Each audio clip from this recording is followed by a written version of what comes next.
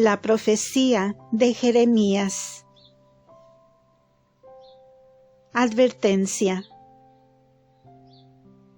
Jeremías, el segundo de los profetas llamados mayores, fue de estirpe sacerdotal, hijo del sacerdote Elías, natural de Anatot, cerca de Jerusalén. Comenzó a profetizar desde que tenía unos 20 años y continuó por espacio de 45, desde el año 13 del reinado de Josías hasta el 5 después de la ruina de Jerusalén, esto es, desde el 629 antes de Jesucristo, según la crónica de Euserio. Sus profecías se dirigieron no solamente contra los judíos, sino también contra Egipto, la Idumea, los filisteos, los amonitas, los moabitas, babilonios, etc. Pero su objeto principal fue exhortar a su pueblo a la penitencia, anunciándole los castigos que le enviaría el Señor. Después del breve reinado de Jeconías, transportada cautiva a Babilonia, la mayor parte del pueblo con su rey, no cesó Jeremías, reinando Sedecías, el último rey, de exhortar a penitencia a los restos del pueblo judaico que habían quedado en el país, intimándoles la destrucción de la ciudad y asimismo del templo, en el cual fundaban sus necias y vanas esperanzas los judíos carnales. Tomada finalmente la ciudad por Nabucodonosor, fue puesto Jeremías en libertad, pero quiso quedarse en Jerusalén para consolar a los pocos judíos que quedaban allí. A poco tiempo, Ismael, príncipe de la sangre real, hizo matar a Godolías, a quien los caldeos habían dejado por gobernador de la Judea. Entonces los judíos, temerosos de la venganza de los caldeos, quisieron ir a buscar un asilo en Egipto.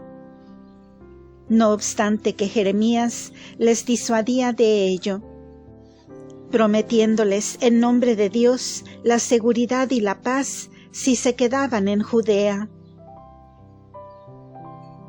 A pesar de eso, obstinados se huyeron a Egipto, llevándose consigo a Jeremías y a su fiel discípulo Baruc.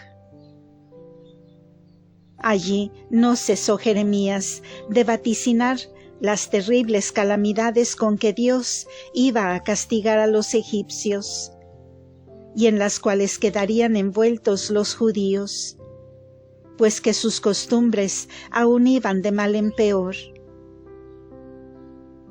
Según la constante tradición de la sinagoga, seguida por San Jerónimo, Tertuliano y generalmente por los expositores sagrados, murió Jeremías en Tafnis, ciudad principal de Egipto, apedreado por los mismos judíos.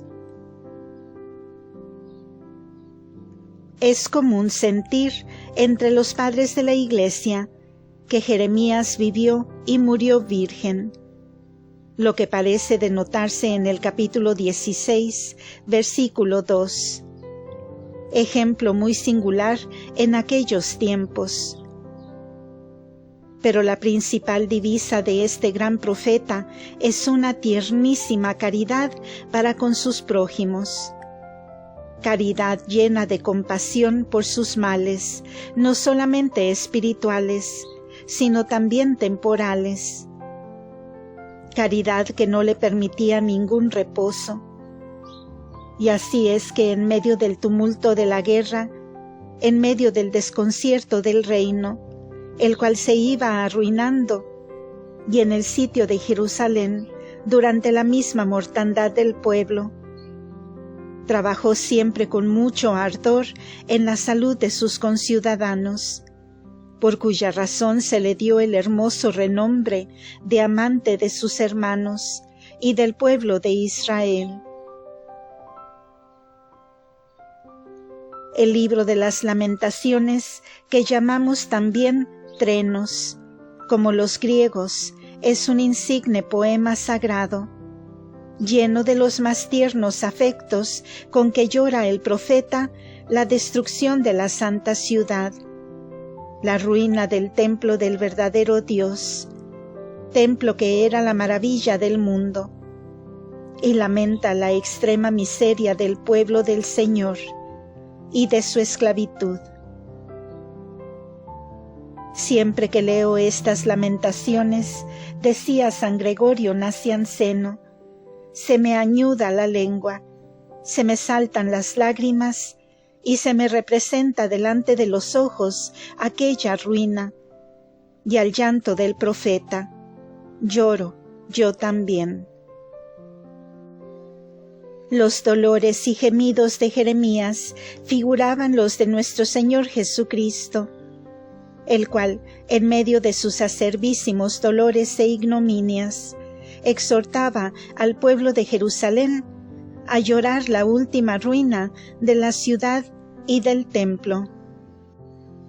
Pueden también, en otro sentido, considerarse los trenos como el gemido de la paloma, esto es, de la Iglesia, esposa de Jesucristo, oprimida no tanto de los enemigos externos como de las depravadas costumbres y escándalos de sus propios hijos. Y así es que el autor del libro De Plantu Ecclesiae se vale de los trenos para llorar los pecados de los fieles y del clero secular y regular. Escribió Jeremías en hebreo estas lamentaciones, y de tal modo que comenzó el primer verso con una palabra, cuya primera letra es la primera del alfabeto, el segundo verso con la segunda letra, y así los siguientes, hasta concluir el abecedario hebreo. Pero en el capítulo 3 comienza los 3 primeros versos con la primera letra y sigue así el número ternario hasta concluir las letras.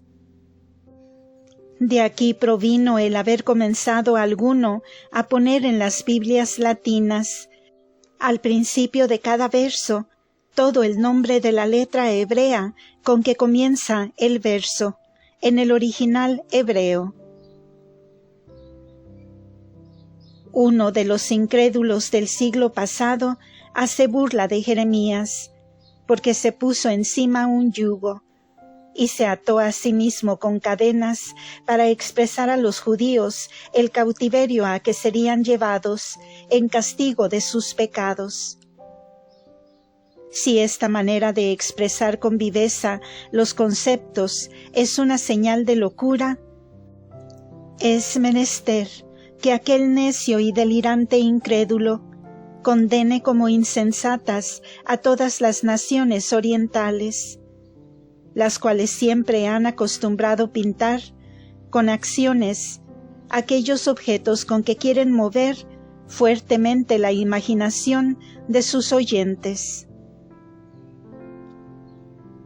Asimismo, si en Jeremías se hallan repetidas unas mismas cosas, repetición que ofende la delicadeza de algunos inconsiderados lectores, sepan estos que proviene de la dureza inflexible del pueblo hebreo y del admirable celo y paciencia del profeta. Fin de la advertencia. El libro de Jeremías comenzará en el siguiente audio. Gracias por escuchar.